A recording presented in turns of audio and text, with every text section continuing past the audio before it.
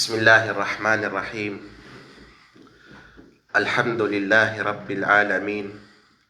Wal aqibatu lil muttaqin wala udwana illa 'alal zalimin. Ashhadu an la ilaha illallah wahdahu la sharika lah. Wa ashhadu anna Muhammadan abduhu wa rasuluh. Allahumma salli wa sallim wa barik ala abdika wa rasulika Muhammad wa ala alihi wa sahbihi wa man tabi'ahum bi ihsanin ila yaumiddin wa ba'd. Assalamu alaikum wa rahmatullahi wa barakatuh. Pakimonitor po ng oras ko 5:40 na. Bigyan niyo po ng signal. Or ganito na lang. Kung mag 5:40, abante na kayo pesto. Then patuloy ko lang yung kwan. So, mga kapatid sa pananampalatayang Islam, salam.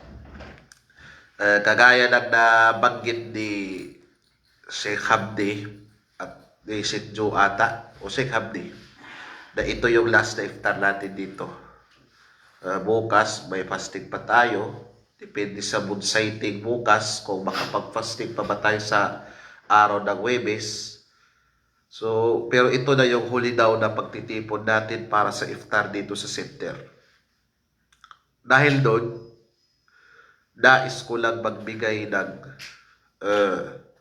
kaunting paalala patungkol sa araw ng Eid. Sa araw ng Eid al-Fitr. Alam naman natin na sa araw ng Eid al-Fitr tayo ay nagdiriwag, nagsasayahan, nagbabandigan kasama yung mga mahal natin sa buhay o yung mga kapatid natin, mga kamusliman. Pero alamin natin na sa araw ng Eid al-Fitr, hindi parehas ang kalagayan ng mga Muslim. Hindi parehas. Magkaiba-iba. Magkaiba-iba ang kalagayan ng mga Muslim pag araw ng Eid al-Fitr. Sa araw ng Eid al-Fitr, may dalawang klase na tao. May dalawang klase na tao sa araw ng Eid al-Fitr. Una, ito sila yung tinatawag sa wikang Arabic na Al-Faizun. Al-Faizun, ibig sabihin ang mga winners, ang mga nagwagi. Ang mga nagwagi. Sino sila? At bakit sila nagwagi?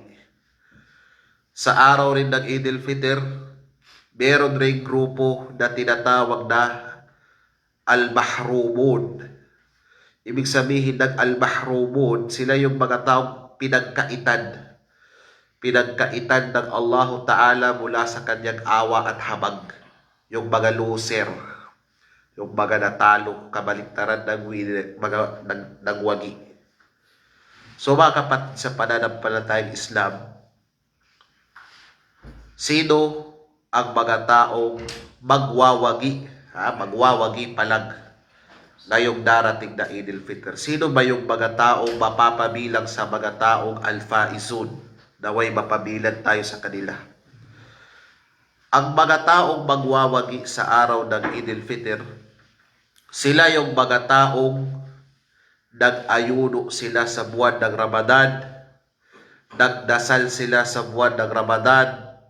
Lahat yun ginawa nila bilang paniniwala nila sa Allah subhanahu wa ta'ala, pagsunod sa Kanya, at yung pagagarap ng Kanyang gantimpala sa mga kautusan iyon.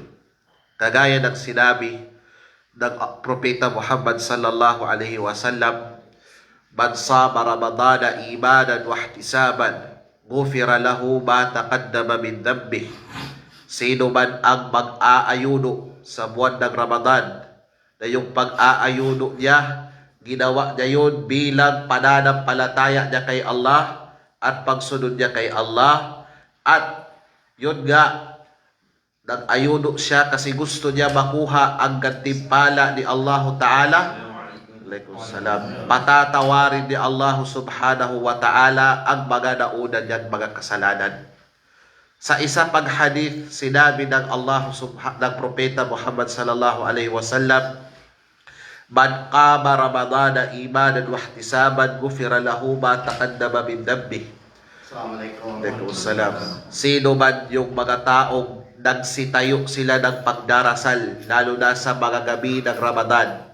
Ibig sabihin yung mga nagdasal sa mga gabi ng Ramadan, nagtarawih sila, nagtahajjud sila, nagwitir sila, nagqiyamul layl sila sa mga gabi ng Ramadan, na yung paggawa nila ng ganun, ginawa nila yun bilang pananampalataya nila at pagsunod kay Allah subhanahu wa ta'ala at pangangarap ng kanyang gantimpala. Sabi ng Propeta Muhammad, patatawarin ng Allah subhanahu wa ta'ala ang kanilang mga kasalanan.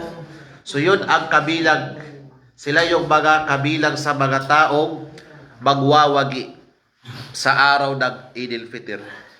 Yung mga taong iningatan nila yung kanilang pag-aayuno. Aside sa nag-ayuno sila sa mga araw ng Ramadan, iningatan nila ito mula sa mga bagay o mga gawain na kung saan makakasira or makakabawas ng gantimpala nito. Yung talagang iningatan nila yung kanilang pag-aayuno. Ang mga magwawagi sa araw ng Eid al-Fitr, sila yung mga taong sinulit nila lahat ng mga segundo, yung lahat ng mga oras sa araw ng Ramadan at gabi nito sa paggawa ng iba't ibang kautusan ng Allah subhanahu wa ta'ala. Alam natin na sa buwan ng Ramadan, hindi lamang pag-aayuno. Hindi lamang pag-aayuno ang ginagawa natin sa Ramadan. Bagkus, sa buwan ng Ramadan, maraming mga kautusan ang Allah ta'ala sa atin. At ang mga taong magwawagi, sila yung mga taong hindi lamang sila nag-focus sa pag-aayuno. Hindi lamang sila nakafocus sa pagtatarawih, tahajjud o witir. Bagkus, dinagdagan pa nila ang kanilang mga mabubuting gawain sa buwan ng Ramadan, sa pamamagitan man ito ng pagbabasa ng Quran o pag-aalala sa Allah subhanahu wa ta'ala o yung pagdua, pananalangin sa Allah subhanahu wa ta'ala. Ito sila ang mga magwawagi sa araw ng Eid al-Fitr. Ang mga magwawagi sa Eid al-Fitr, sila yung mga taong ang buwan na ito, ang buwan ng Ramadan na ito, merong kabaguhan sa kanilang buhay. Ibig sabihin, yung mga taong magwawagi sa Eid al-Fitr, sila yung mga taong merong changes na mangyayari sa buhay nila. Kung saan, kung noong hindi pa dumating yung Ramadan, ay hindi lamang, yung hindi pa sila medyo nagtataguyod ng Islam. Hindi pa nila isinasabuhay masyado talaga yung Islam nung hindi pa Ramadan. Ngunit nang pumasok ang Ramadan, nagbago yung kanilang buhay. Nagbago yung kanilang paghawak sa relihiyong ito. Mas lumakas. Ito sila ang magwawagi. Lalo't lalo na kung ito ay ipagpapatuloy nila ito pagkatapos ng Ramadan. Mayroong kasabihan ang mga salafus salih, sabi nila, "Laysa al-eidu liman labisa al-jadid, wa innamal eidu liman ta'atuhu tazid." Sabi ng mga salafus salih, ang Eid al-Fitr ay hindi yan para sa mga taong nagsusuot ng bagong yung suotin. Nagpatahi na tayo ng bagong thawb, nagbili tayo ng bagong susuotin sa araw ng Eid, pati yung brief natin bago, mashallah, pati yung medyas natin bago, mashallah. Sabi ng mga salafus salih, ang Eid al-Fitr hindi para sa mga taong ganun.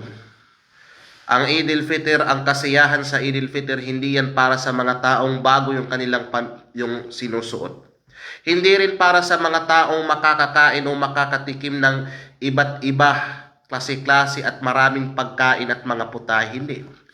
Kundi, sabi nila, ang kasiyahan sa Eid al-Fitr para yan dun sa mga taong yung kanilang pagsunod kay Allah subhanahu wa ta'ala ay mas lumakas at tumatag pa ito. Ibig sabihin, kung aalis ang buwan ng Ramadan, mas malapit ka kay Allah ta'ala. Mas masunurin ka sa kautusan ni Allah ta'ala. Mas iniingatan mo ang iyong mga gawain. Kahit wala ng Ramadan, ikaw ang karapat dapat maging masaya sa araw ng Eid. Kasi kabilang ka sa mga magwawagi. Ibig sabihin yung mga tao na aalis ang Ramadan, Pero ang umalis lamang sa kanila ay yung kanilang mga kasalanan na kung saan napatawad sila, sila yung mga magwawagi. Hindi yung pag-alis ng Ramadan, yun rin ang pag-alis ng kanilang pagsamba at pagsunod kay Allah Ta'ala. Kaya ang totoong magwawagi sa araw ng Eid al-Fitr, sila yung mga taong tinanggap ng Allah Subhanahu wa Ta'ala ang kanilang pag-aayuno, ang kanilang pagsasamba, ang kanilang pagbabasa ng Quran, ang kanilang pag-aalala sa Allah Ta'ala, ang kanilang paghingi ng kapatawaran sa Allah Ta'ala. Ang totoong magwawagi sa araw ng Eid, yung mga taong tinanggap ang kanilang mga gawain sa buwan na ito at pinatawad na rin ang kanilang mga kasalanan. Sila yung mga magwawagi. Na sino naman yung mga taong pinagkaitan ng Allah Ta'ala sa araw na iyon? Sino ba yung mga taong pagkakaitan sila ni Allah Ta'ala mula sa kanyang awa at habag? Yung mga loser sa araw ng Eid al-Fitr, sino ba? Kasi yung mga taong ito, posible, bago yung thawb nila, pati yung brief nila bago, lahat bago. Nagsala sila sa pinakamagandang masjid dito sa Hubaru sa Dammam, pero kabilang sila sa mga talunan na mga tao. Bakit? Sila yung mga tao na kung saan hindi nila kinilala at inalam ang halaga ng buwan ng Ramadan. Napakahalaga ng buwan na ito para sa taong mananampalataya. Ilang mga Muslim ang nangarap silang umabot sa buwan na ito nang sa gayon makuha nila ang gantimpala ng buwan na ito, pero yun nga, umabot na yung kontrata nila at umalis na sila sa mundong ito kung kinuha na sila ng Allah Ta'ala. Ilan naman yung mga kapatid natin na umabot pa sila sa buwan na ito, pero dahil may mga pagsubok na dumating sa kanila, lalo na sa tinatawag na kalusugan nila, hindi na nila maitaguyod yung mga kautusan ng Allah Ta'ala sa buwan na ito. May mga kapatid tayo buhay pa ngayon pero hindi na sila nakakapag-ayuno. Hindi na sila nakakapag-tarawih at tahajjud. Nakatayo ba o kahit yung nakaupo. Bedridden na ng mga tao. Yun na mga tao ngayon na nasa ilalim na ngayon ng kanilang mga libingan. O kahit yung mga buhay pa pero hindi na nila magawa yung mga kautusan ng Allah Ta'ala sa mga normal na pagkagawa nito. Sila yung mga tao ngayon na alam na nila kung gaano pala kahalaga yung Ramadan, pero huli na ang lahat. Ano pang magagawa nila? Patay na sila. Ano pa yung magagawa nila na hindi na nila magagawa kahit pa gaano ka gusto ng sarili mo, pero mismo yung parang kalaban mo na yung katawan mo. So yun ang mga taong talo, loser sa araw ng Eid al-Fitr. Ang mga taong ito, sila yung mga taong kung ano yung kalagayan nila nung pumasok ang Ramadan, hanggang pag-alis ng Ramadan, yun pa rin yung kalagayan nila. Ibig sabihin, ang Ramadan na ito, hindi nakapabago sa buhay nila. Ang Ramadan na ito, hindi nakapalapit sa kanila kay Allah Ta'ala. Ang Ramadan na ito, hindi nakapadagdag ng takot nila kay Allah Ta'ala. Ang Ramadan na ito ay hindi nakabago sa buhay nila, pag-uugali nila o paghawak nila sa relihiyong ito. Ito yung mga taong loser sa araw ng Eid al-Fitr. Ang mga taong loser sa araw ng Eid, sila yung mga taong, nag-aayuno sila sa buwan ng Ramadan. Nagtatarawih sila, nagtatahajjud sila, nagwiwitir sila, nagkikiyamul lail sila, nagpapa-iftar sila. Pero kabilang pa rin sila sa mga loser, mga talo sa araw na iyon. Bakit? Sinayang nila ang mga araw ng Ramadan. Sinayang nila ang mga araw ng Ramadan sa pagtutulog. Hindi naman tayo nagsabi na huwag ka nang matulog sa Ramadan. Matulog ka, ibigay mo yung karapatan ng katawan mo. Kasi yung sabi pa nga ng Propeta sallallahu alaihi wasallam, sa malapit na kahulugan nito, ang iyong katawan ay meron siyang karapatan. Ibig sabihin, kung kailangan ng katawan mo ng pahinga, magpahinga ka. Kung ilan lang yung kailangan, huwag kang magpagrabe. Pero yung mga taong sinubrahan nila yung tulog nila habang sila'y nag-aayuno, hindi nila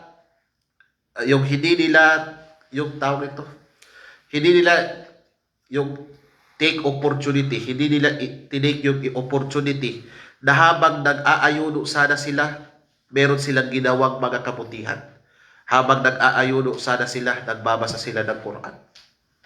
Habang nag-aayuno sila, nagdudua sila sa Allah Ta'ala. Marami ngayong mga taong Muslim, mula nang nagsimula sila mag-ayuno sa umaga hanggang paglubog ng araw, tanungin nila yung mga sarili nila, nakapagdua ka ba sa Allah Ta'ala? Kahit makaisa. Nakapaghingi ka ba sa Allah Ta'ala ng kahit iilan lang sa mga gusto mong hilingin sa Allah Ta'ala habang nasa kalagayan ka ng pag-aayuno? Hindi ba natin alam na ang panalangin ng taong nag-aayuno ay tinatanggap ng Allah Ta'ala? Yung sa atin doon na tayo magdua pag mag-iftar na, which is correct naman. Pero yung hindi pa iftar, yung habang nag-aayuno ka, ilan pa yung dua na hiningi mo sa Allah Ta'ala? Ya Allah, bigyan mo ako ng mabuting kalagayan, pangangatawan, ng halal na income, ng halal na trabaho, etc. Protektahan mo ako mula sa mga sakit, sa mga masasama. Ilan yung pinagdua mo sa Allah Ta'ala habang ikaw ay nag-aayuno? Habang ikaw ay nag-aayuno, ilang sura sa Quran ang binasa mo? Ilang sura sa Quran ang binasa mo? Ngayon, patapos na ang Ramadan. Tanong ito sa lahat sa atin, lalo na yung mga nakakabasa ng Quran. Kahit pa naman nahihirapan pero nakakabasa pa naman ng Quran. Mula nung nagsimula ang Ramadan, ilang sura yung nabasa mo sa Quran? Or paulit-ulit ka na lang Qul Huwallahu Ahad? Paulit-ulit ka na lang Qul Huwallahu Ahad. Hindi ka na naka-proceed sa iba pang mga sura. Bakit? Sinasayangan mo yung oras mo. Sinasayangan mo yung panahon mo. Sa gabi ng Ramadan, alam nyo ba, yung pag-iibada, pagsasamba sa Allah Ta'ala sa gabi ng Ramadan ay napakadakila, napakalaki. Lalo na yung pagpupuyat. Kung magpupuyat man tayo sa gabi ng Ramadan, magpuyat tayo sa pagbabasa ng Quran, magpuyat tayo sa paghihingi ng kapatawaran kay Allah Subhanahu wa Ta'ala. Pero ano yung ginagawa ng iba sa atin? Sinasayangan natin ang mga gabi ng Ramadan. Pumupunta tayo sa ganitong lugar na hindi naman kailangan, wala naman tayong pakay doon, pero pumupunta tayo doon, ginagawa natin yung mga ganito, at lalo't lalo na pinakamalaking fitna na sinusubok tayo ng Allah Ta'ala lalo na pag Ramadan, ito, cellphone. Inuubos yung oras natin sa cellphone, inuubos yung oras natin sa panunood ng mga teleserye o mga pelikula. Nasabi pa nga nung isa sa mga doktor namin, ang panunood ng mga pelikula ay para yang mata ng Dajjal, ng Antikristo. So yun, kung 5:40 na, magplastar na kayo. So yun, sinayangan nila yung mga araw at gabi nila sa mga bagay na hindi naman dapat nila pagsayangan yung mga sarili nila sa mga oras na iyon o mga gawaing iyon. Kaya yun mga kapatid, sa pananampalatayang Islam, sinabi ng Propeta Muhammad sallallahu alaihi wasallam, ragima anfu mri'in adrakahu Ramadan falam yughfar lahu. Kawawa na yung tao na naabutan sila ng Ramadan, pero hanggang sa umalis ang buwan ng Ramadan, hindi sila pinatawad ng Allah Subhanahu wa Ta'ala. Yan ang totoong pagkatalo sa araw ng Eid. Kahit pa nakasuot ka ng pinakadabis na attire, kahit pa nakakain ka ng klase-klase at pinakamasarap na mga putahe sa araw ng Eid, pero kabilang ka sa talunan. Bakit? Hindi pinatawad ng Allah Ta'ala yung mga kasalanan, hindi tinanggap ng Allah Subhanahu wa Ta'ala ang ating mga sakripisyo sa buwan ng ito dahil sa mga gawain natin na hindi kaaya-aya o hindi gusto ng Allah Ta'ala na yun sana yung gagawin natin pag buwan ng Ramadan. At panghuli, naway mag-reflect tayo. Gawin natin itong naiiwan na mga gabi ng Ramadan, at lalo't lalo na sa araw ng Eid, mag-evaluate tayo sa ating mga sarili. Interviewin natin yung ating mga sarili. Napatawad ba ni Allah yung kasalanan natin? Natanggap ba ni Allah ang ating mga pagsasakripisyo sa buwan ng Ramadan? Nakuha ba natin yung pinaka-purpose ng pag-aayuno sa Ramadan na sinabi ng Allah, la'allakum tattaqun, nang sa gayon ay maging matakutin kayo ng totoo sa Allah Ta'ala? Kung nakuha man, alhamdulillah. Kung hindi, nakawawa na. Magtaubat sa Allah Subhanahu wa Ta'ala. At alalahanin natin na ang tanda na tinanggap ni Allah ang ating Ramadan, tinanggap ni Allah ang ating pag-aayuno, pagdarasal, lahat-lahat sa buwan na ito, ang magpapatuloy ito pagkatapos ng Ramadan. Maraming mga Muslim sa Ramadan, Masya Allah, pero pag alis ng Ramadan, Subhanallah. Ganyan na. Pag Ramadan, Masya Allah, pero pagkatapos ng Ramadan, Subhanallah, astagfirullah na. Hindi na nagsasala. Hindi na nag-iiwan ng mga haram. Hindi na umiiwas sa haram. Halos makalimutan yung aral na itinuro sa kanya ng Ramadan. Daway hindi tayo mapabilang sa mga taong iyon. So yun mga kapatid sa pananampalatayang Islam, daway dalangin natin sa Allah Subhanahu wa Ta'ala na maging pakipakinabang sa atin ang mga naiiwan na araw at gabi ng Ramadan. Hilingin natin sa Allah Subhanahu wa Ta'ala na tanggapin niya mula sa atin ang ating mga mabubuting gawain at pagsasakripisyo sa buwan ng Ramadan, at hilingin natin sa Allah Ta'ala na sa araw ng Eid al-Fitr mapapabilang tayo sa mga taong winner sa araw na iyon at hindi sa mga taong loser. Wa sallallahu wa sallam ala nabiyina Muhammad walhamdulillahi rabbil alamin.